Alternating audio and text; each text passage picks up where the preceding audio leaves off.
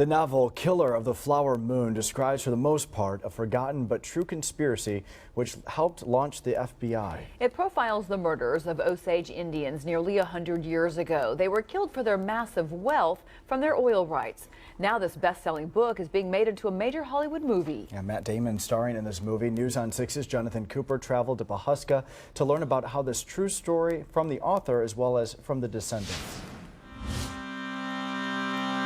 Best-selling author David Grann set out to tell a story almost forgotten with time. So many Americans, and I include myself among them, knew nothing about this history. A story almost too unbelievable to be true, full of secrets, greed, prejudice, and scandal. Part of this journey was trying to kind of chase history and try to hopefully capture it. And he did in Killers of the Flower Moon, a book detailing the reign of terror in Osage County.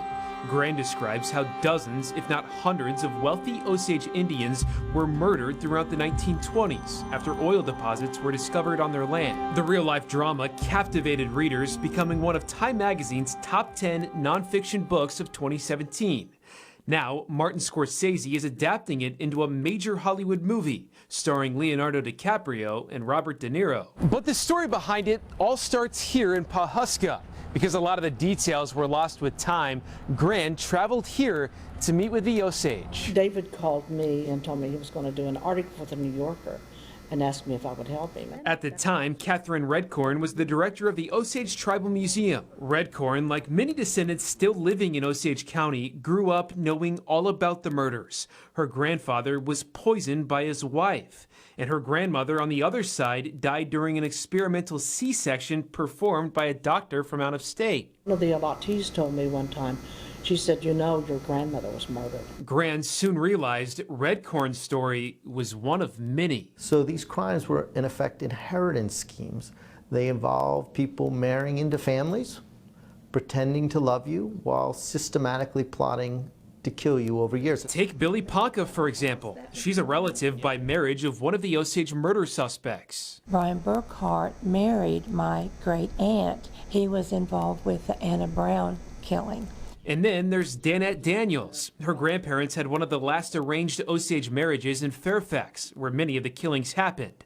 But she remembers as a kid, their family didn't really talk about it. Everybody knew, but it was just so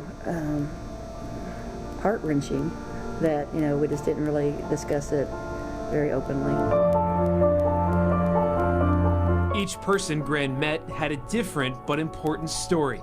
For years, he'd go back to Osage County to learn more and finish his book, providing both answers and capturing history. One of the things you hope with a story like this is that it will become part of our consciousness, will become part of our national narrative. And as that narrative gets ready to hit the big screen, the history that so many in Osage County already knew before the book will finally reach an international audience. So many people got away with it, and so now the world knows.